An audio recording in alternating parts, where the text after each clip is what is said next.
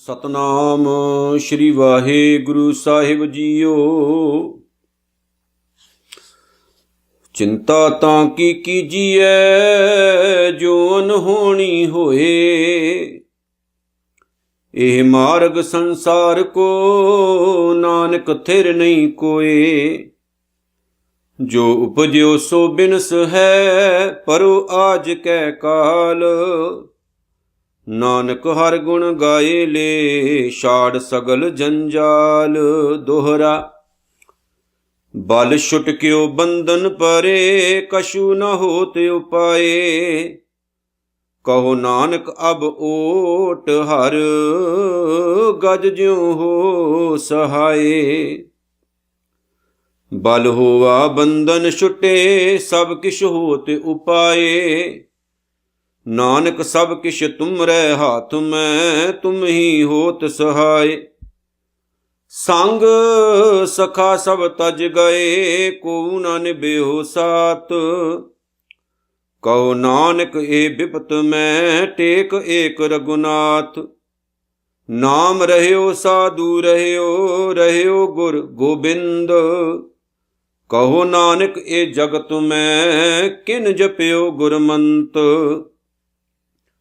ਰਾਮ ਨਾਮ ਉਰ ਮੈਂ ਗਇਓ, ਜਾਂ ਕੈ ਸਮ ਨਹੀਂ ਕੋਏ।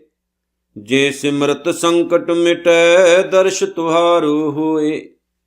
ਰਾਮ ਨਾਮ ਉਰ ਮੈਂ ਗਹਿਓ, ਜਾਂ ਕੈ ਸਮ ਨਹੀਂ ਕੋਏ। ਜੇ ਸਿਮਰਤ ਸੰਕਟ ਮਿਟੈ, ਦਰਸ਼ ਤੁਹਾਰੋ ਹੋਏ। ਗੁਰੂ ਰੂਪ ਗੁਰੂ ਪਿਆਰੀ ਸਾਧ ਸੰਗਤ ਜੀਓ, ਧੰਨ ਧੰਨ ਸਤਿਗੁਰੂ ਸ਼੍ਰੀ ਗੁਰੂ ਤੇਗ ਬਹਾਦਰ ਮਹਾਰਾਜ ਸੱਚੇ ਪਾਤਸ਼ਾਹ ਜੀ ਦੀ ਪਰਮ ਪਵਿੱਤਰ ਪਾਵਨ ਬਾਣੀ ਸ਼ਲੋਕ ਮਹਿਲਾ 9ਵਾਂ ਦੀ ਵਿਚਾਰ ਚੱਲ ਰਹੀ ਹੈ। 10 ਪਾਠ ਹੁਣ ਤੱਕ ਇਸ ਵਿਚਾਰ ਦੇ ਆਪਾਂ ਕੀਤੇ ਨੇ, 50 ਨੰਬਰ ਸ਼ਲੋਕ ਤੱਕ। ਅੱਜ ਦੀ ਵੀਡੀਓ ਸਾਡੀ 11ਵੀਂ ਵੀਡੀਓ ਹੈ, 11 ਨੰਬਰ ਪਾਠ ਹੈ, ਜਿਹਦੇ ਵਿੱਚ 51 ਨੰਬਰ ਤੋਂ ਲੈ ਕੇ ਆਖਰੀ ਸ਼ਲੋਕ ਤੱਕ 57 ਸ਼ਲੋਕਾਂ ਤੱਕ ਅਸੀਂ ਵਿਚਾਰ ਕਰਾਂਗੇ। ਜਿਵੇਂ ਪਹਿਲਾਂ ਆਪਾਂ 5-5 ਸ਼ਲੋਕਾਂ ਦੀ ਵਿਚਾਰ ਕਰਦੇ ਰਹੇ ਹਾਂ, ਲੇਕਿਨ ਆਖਰੀ ਵੀਡੀਓ ਦੇ ਵਿੱਚ ਜਿਹੜੇ ਆਖਰੀ 2 ਸ਼ਲੋਕ ਬਚਦੇ ਨੇ 5 ਸ਼ਲੋਕਾਂ ਤੋਂ ਬਗੈਰ, ਉਹ ਵੀ ਆਪਾਂ ਨਾਲ ਲਏ ਨੇ। ਇਸ ਲਈ 7 ਸ਼ਲੋਕਾਂ ਦੀ ਵਿਚਾਰ ਕਰਨੀ ਹੈ। ਸੋ ਗੁਰੂ ਪਿਆਰਿਓ, ਆਓ ਸਭ ਤੋਂ ਪਹਿਲਾਂ ਦਸ਼ਮੇਸ਼ ਪਾਤਸ਼ਾਹ ਸ੍ਰੀ ਗੁਰੂ ਗੋਬਿੰਦ ਸਿੰਘ ਜੀ ਦੀ ਅਸੀਸ ਬਖਸ਼ੀਸ਼ ਪਾਵਨ ਗੁਰੂ ਫਤਿਹ ਨਾਲ ਸਾਂਝ ਪਾਈਏ ਜੀ। ਆਖੋ ਵਾਹਿਗੁਰੂ ਜੀ ਕਾ ਖਾਲਸਾ, ਵਾਹਿਗੁਰੂ ਜੀ ਕੀ ਫਤਿਹ। ਸਤਿਗੁਰੂ ਜੀ ਦਾ ਕੋਟਾਨ ਕੋਟ ਸ਼ੁਕਰ ਹੈ, ਧੰਨਵਾਦ ਹੈ, ਜੋ ਮਾਲਕ ਜੀ ਨੇ ਬਹੁਤ ਹੀ ਕਿਰਪਾ ਕਰਕੇ, ਮਿਹਰ ਕਰਕੇ, ਰਹਿਮਤ ਕਰਕੇ ਦਾਸਰੇ ਦੇ ਪਾਸੋਂ ਆਪਣੀ ਇਹ ਸੇਵਾ ਲਈ ਹੈ। ਕਿਉਂਕਿ ਗੁਰਬਾਣੀ ਦੀ ਵਿਚਾਰ ਪੁਆਇੰਟ ਟੂ ਪੁਆਇੰਟ ਕਰਨੀ ਇਹ ਬਹੁਤ ਵੱਡੀ ਗੱਲ ਹੈ। ਸਤਿਗੁਰੂ ਦੇ ਇਹਨਾਂ ਪਾਵਨ ਸ਼ਲੋਕਾਂ ਦੀ ਵਿਚਾਰ ਬਹੁਤ ਸਾਰੇ ਵਿਚਾਰਵਾਨਾਂ ਨੇ ਆਪੋ ਆਪਣੇ ਤਰੀਕੇ ਨਾਲ ਕੀਤੀ ਹੈ, ਔਰ ਬਹੁਤ ਖੂਬਸੂਰਤ ਤਰੀਕੇ ਨਾਲ ਕੀਤੀ ਹੈ। ਪਰ ਜਿਵੇਂ ਦਾਸ ਦੇ ਮਨ ਵਿੱਚ ਖਿਆਲ ਆਇਆ ਕਿ ਕਿਉਂ ਨਾ ਅਸੀਂ ਸੰਖੇਪ ਰੂਪ ਦੇ ਵਿੱਚ, ਜਿਵੇਂ ਅੱਜ ਕੰਮਾਂ ਧੰਦਿਆਂ ਵਿੱਚ ਆਪਾਂ ਬਹੁਤ ਜ਼ਿਆਦਾ ਮਸ਼ਰੂਫ ਰਹਿੰਦੇ ਹਾਂ, ਬਿਜੀ ਰਹਿੰਦੇ ਹਾਂ, ਤੇ ਸਾਡੇ ਕੋਲ ਟਾਈਮ ਨਹੀਂ ਹੁੰਦਾ। ਇਸ ਲਈ ਆਪਾਂ ਨਾ ਕੋਸ਼ਿਸ਼ ਕਰਦੇ ਹਾਂ ਵੀ ਸੰਖੇਪ ਰੂਪ ਦੇ ਵਿੱਚ ਜਿਹੜੀ ਗੁਰਬਾਣੀ ਦੀ ਵਿਚਾਰ ਹੈ ਤੁਹਾਡੇ ਤੱਕ ਪਹੁੰਚਾ ਸਕੀਏ, ਤਾਂ ਕਿ ਜੋ ਸਤਿਗੁਰੂ ਜੀ ਕਹਿੰਦੇ ਨੇ, ਜੋ ਉਹਨਾਂ ਦਾ ਉਪਦੇਸ਼ ਹੈ, ਉਹ ਸਹੀ ਮਾਇਨੇ ਦੇ ਵਿੱਚ ਸਾਡੇ ਮਨ ਵਿੱਚ ਵਸ ਸਕੇ। ਤੇ ਬਹੁਤ ਹੀ ਸਰਲ ਤਰੀਕਾ ਸਤਿਗੁਰੂ ਦੀ ਰਹਿਮਤ ਸਦਕਾ ਇਹ ਆਪਾਂ ਅਪਣਾਇਆ ਹੈ ਗੁਰਬਾਣੀ ਦੀ ਵਿਚਾਰ ਤੁਹਾਡੇ ਤੱਕ ਪਹੁੰਚਾਉਣ ਦਾ। ਸੋ ਆਓ ਜੀ ਵਿਚਾਰ ਕਰਦੇ ਹਾਂ। ਸਤਿਗੁਰੂ ਜੀ ਨੇ ਜੋ ਕਿਰਪਾ ਕੀਤੀ ਹੈ, ਆਪਾਂ 50 ਨੰਬਰ ਸ਼ਲੋਕ ਵਿਚਾਰਿਆ, ਜਿਹਦੇ ਵਿੱਚ ਸਤਿਗੁਰੂ ਨੇ ਕਿਹਾ ਰਾਮ ਗਇਓ ਰਾਵਣ ਗਇਓ ਜਾਂ ਕੋ ਬਹੁ ਪਰਿਵਾਰ। ਇੱਥੇ ਮੌਤ ਦੀ ਗੱਲ ਕੀਤੀ ਵੀ ਰਿਹਾ ਦੁਨੀਆ 'ਚ ਕੋਈ ਨਹੀਂ, ਨਾ ਰਾਮਚੰਦਰ ਜੀ ਰਹੇ ਨਾ ਰਾਵਣ ਜੀ ਰਹੇ। ਸੰਸਾਰ ਵਿੱਚ ਜਿਹੜਾ ਵੀ ਕੋਈ ਆਇਆ, ਦੁਨੀਆ 'ਚ ਆਇਆ, ਆਖਿਰਕਾਰ ਉਸ ਨੂੰ ਇੱਕ ਕਾਇਨਾਤ ਛੱਡ ਕੇ ਜਾਣਾ ਪਿਆ। ਸੋ ਸਤਿਗੁਰੂ ਗੁਰੂ ਤੇਗ ਬਹਾਦਰ ਸਾਹਿਬ ਨੇ ਕਮਾਲ ਕੀਤੀ ਹੈ। 51 ਨੰਬਰ ਸ਼ਲੋਕ 'ਚ ਕਹਿੰਦੇ ਚਿੰਤਾ ਤਾਂ ਕੀ ਕੀਜੀਐ।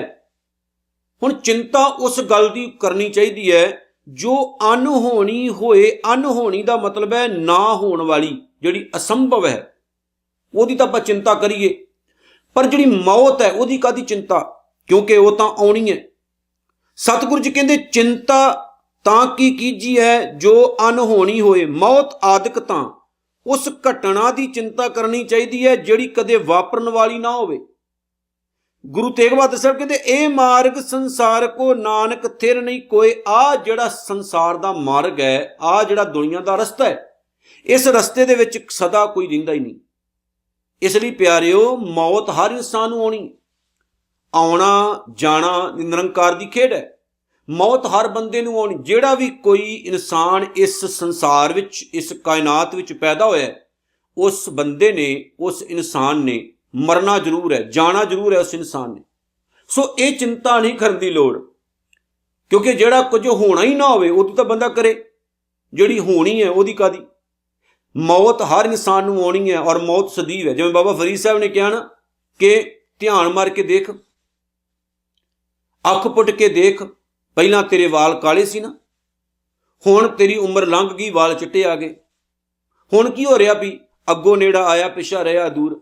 ਪਿਛਲਾ ਪਾਸਾ ਵੇਖ ਕੇ ਬੜੀ ਖੁਸ਼ੀ ਹੁੰਦੀ, ਆਪਾਂ ਬੱਚੇ ਸੀ, ਜਵਾਨ ਸੀ, ਟੀਨੇਜਰ ਸੀ, ਤੇ ਵੇਖੋ ਕਿੰਨੇ ਆਨੰਦ ਮਾਣੇ। ਹੁਣ ਅਗਲਾ ਪਾਸਾ ਦੇਖ ਤੂੰ, ਅਗਲਾ ਪਾਸਾ ਜਿਹੜਾ ਨਾ ਉਹ ਤੇਰੇ ਨੇੜੇ ਆ ਰਿਹਾ। ਮਰਨਾ ਹਰ ਇਨਸਾਨ ਨੇ ਹੈ। ਸੋ ਇਹ ਬੜੀ ਵੱਡੀ ਸਿੱਖਿਆ ਇਹਦੇ ਵਿੱਚ ਦਿੱਤੀ ਗਈ ਹੈ ਕਿ ਪਿਆਰਿਓ, ਆਓ ਨਿਰੰਕਾਰ ਦੇ ਚਰਨਾਂ 'ਚ ਚਿੱਤ ਜੋੜੀਏ, ਮਾਲਕ ਦੇ ਚਰਨਾਂ ਦਾ ਧਿਆਨ ਧਰੀਏ। ਜਿੰਨਾ ਵੀ ਸਾਨੂੰ ਸਮਾਂ ਮਿਲੇ, ਜਿੰਨਾ ਵੀ ਟਾਈਮ ਮਿਲੇ, ਉਸ ਟਾਈਮ ਨੂੰ, ਉਸ ਸਮੇਂ ਨੂੰ ਅਸੀਂ ਆਪਣੇ ਬਾਪੂ ਦੇ, ਆਪਣੇ ਨਿਰੰਕਾਰ ਦੇ, ਆਪਣੇ ਗੁਰੂ ਨਾਨਕ ਸਾਹਿਬ ਦੇ ਚਰਨਾਂ ਵਿੱਚ ਲਾ ਕੇ ਚੰਗਾ ਜਿਹੜਾ ਸਮਾਂ ਹੈ ਉਹ ਬਤੀਤ ਕਰਨ ਦੀ ਕੋਸ਼ਿਸ਼ ਕਰੀਏ। ਅਗਲਾ ਸ਼ਲੋਕ ਹੈ 52, ਕਹਿੰਦੇ ਜੋ ਉਪਜਿਓ ਸੋ ਬਿਨਸ ਹੈ। ਜਿਹੜਾ ਪੈਦਾ ਹੋਇਆ ਉਹਨੇ ਨਾਸ਼ ਜ਼ਰੂਰ ਹੋਣਾ। ਹੁਣ ਕਮਾਲ ਹੈ। ਹੁਣ ਜਿਹੜੇ ਆਕੜਾਂ ਰੱਖਣ ਵਾਲੇ ਬੰਦੇ ਨੇ ਨਾ, ਉਹ ਸਮਝਣ, ਮੈਂ ਹੰਕਾਰ ਰੱਖਣ ਵਾਲੇ ਜਿਹੜੇ ਲੋਕ ਨੇ, ਜਿਹੜੇ ਸਮਝਦੇ ਨੇ ਵੀ ਸੰਸਾਰ ਸਾਡੇ ਸਿਰ ਤੇ ਚੱਲ ਰਿਹਾ, ਦੁਨੀਆ ਸਾਡੇ ਕਰਕੇ ਤੁਰੀ ਫਿਰਦੀ ਹੈ, ਉਹਨਾਂ ਨੂੰ ਨਾ ਇਹ ਗੱਲ ਸਮਝਣੀ ਚਾਹੀਦੀ। ਜੋ ਉਪਜਿਓ ਸੋ ਬਿਨਸ ਹੈ। ਜੋ ਪੈਦਾ ਹੋਇਆ, ਜੋ ਉਪਜਿਆ, ਭਾਵੇਂ ਉਹ ਇਨਸਾਨ ਹੈ, ਭਾਵੇਂ ਉਹ ਜਾਨਵਰ ਹੈ, ਭਾਵੇਂ ਉਹ ਪੇੜ ਹੈ, ਭਾਵੇਂ ਉਹ ਪੌਦੇ ਹੈ, ਭਾਵੇਂ ਉਹ ਬਨਸਪਤੀ ਹੈ, ਕੀੜੇ ਮਕੌੜੇ ਹੈ, ਜੋ ਕੁਝ ਵੀ ਪੈਦਾ ਹੋਇਆ ਉਸਨੇ ਸਦਾ ਨਹੀਂ ਰਹਿਣਾ। ਜੋ ਵੀ ਪੈਦਾ ਹੋਇਆ ਉਹਨੇ ਸਦਾ ਨਹੀਂ ਰਹਿਣਾ।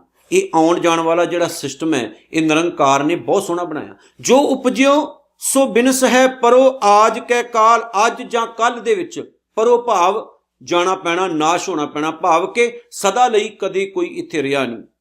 ਅੱਜ ਜਾਂ ਕੱਲ ਕਰਦੇ ਆ, ਇਹ ਜ਼ਿੰਦਗੀ ਜਿਹੜੀ ਆ ਗਾਂਹ ਤੁਰੀ ਜਾਣੀ। ਭਾਵੇਂ ਮੌਤ ਅੱਜ ਆਏ ਚਾਹੇ ਕੱਲ ਆਏ, ਆਉਣੀ ਜ਼ਰੂਰ ਹੈ, ਜਾਣਾ ਜ਼ਰੂਰ ਹੈ ਇਸ ਸੰਸਾਰ ਤੋਂ। ਨਾਨਕ ਹਰ ਗੁਣ ਗਾਏ ਲੈ ਛਾੜ ਸਗਲ ਜੰਜਾਲ। ਉਹ ਪਿਆਰਿਆ, ਇਸ ਲਈ ਮੋਹ ਦੀਆਂ ਤੰਦਾਂ ਛੱਡ ਕੇ, ਜੰਜਾਲ ਤੋਂ ਪਰਾਂ ਹੋ ਕੇ ਪਰਮਾਤਮਾ ਨੂੰ ਯਾਦ ਕਰ, ਜਿਨਨੇ ਤੈਨੂੰ ਪੈਦਾ ਕੀਤਾ ਹੈ, ਜਿਨਨੇ ਤੈਨੂੰ ਬਣਾਇਆ ਹੈ, ਉਹਦੀ ਬੰਦਗੀ ਦੇ ਵੱਲ ਆਪਣਾ ਧਿਆਨ ਜੋੜ। ਅੱਗੇ ਸ਼ਲੋਕ ਤੋਂ ਬਾਅਦ ਦੋਹਰਾ ਸ਼ੁਰੂ ਹੁੰਦਾ, ਕਹਿੰਦੇ ਦੋਹਰਾ ਬਲ ਛੁੱਟ ਕਿਓ ਬੰਧਨ ਪਰੇ ਕਛੂ ਨਾ ਹੋਤ ਉਪਾਏ। ਬਲ ਦਾ ਮਤਲਬ ਹੈ ਆਤਮਕ ਸ਼ਕਤੀ, ਆਤਮਕ ਤਾਕਤ।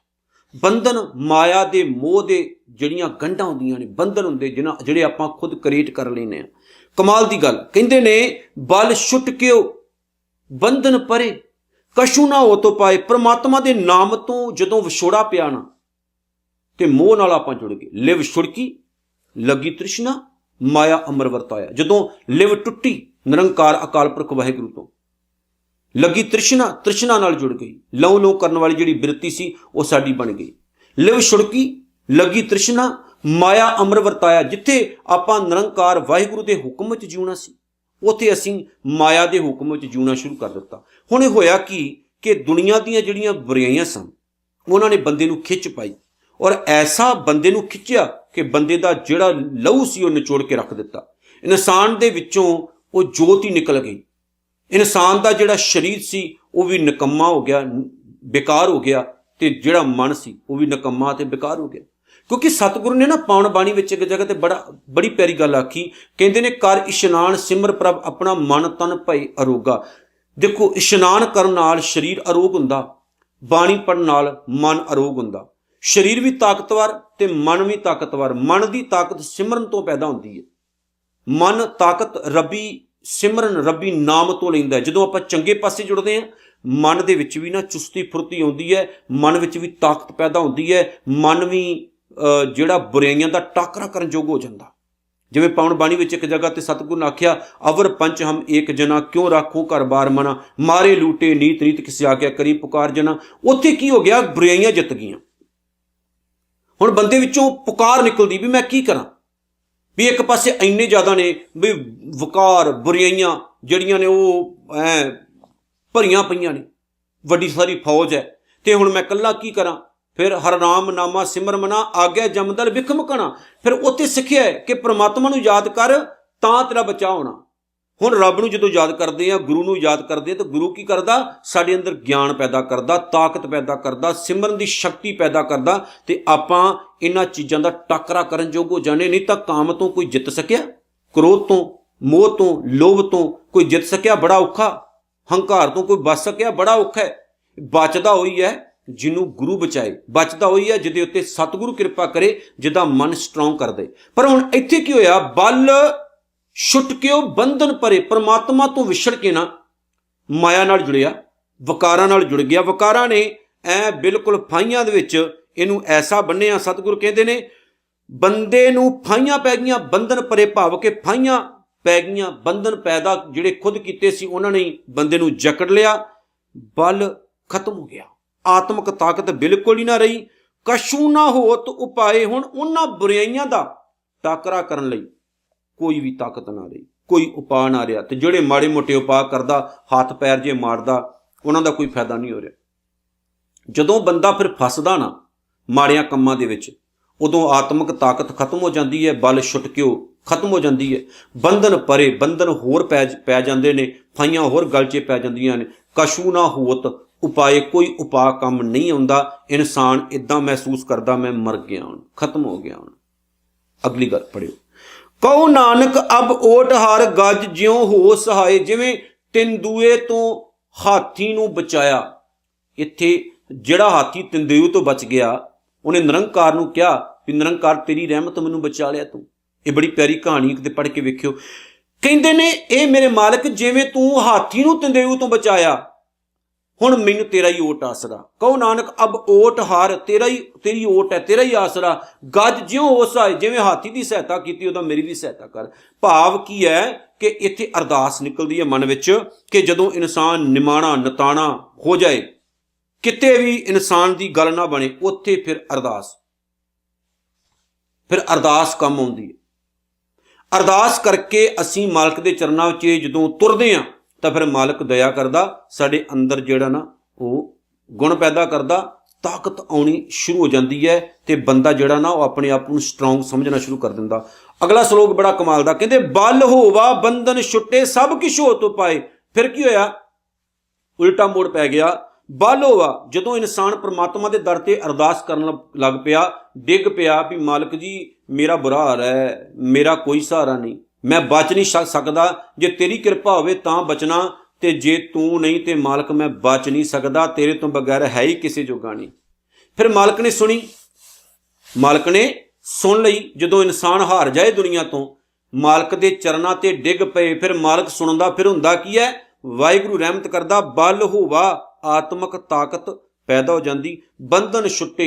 ਉਸ ਆਤਮਿਕ ਤਾਕਤ ਦੇ ਸਦਕਾ ਸਾਰੇ ਬੰਧਨ ਤਾੜ ਹੋ ਜਾਂਦੇ ਨੇ, ਮਾਇਆ ਦੇ ਬੰਧਨ ਛੁੱਟ ਜਾਂਦੇ ਨੇ, ਭਾਵ ਬੁਰਾਈਆਂ ਦੂਰ ਭੱਜ ਜਾਂਦੀਆਂ ਨੇ ਬੰਦੇ ਤੋਂ। ਸਭ ਕਿਛ ਹੋ ਤੋ ਪਾਏ, ਹਰ ਹੀ ਲਵਸੀਲਾ ਸਫਲ ਹੋ ਜਾਂਦਾ।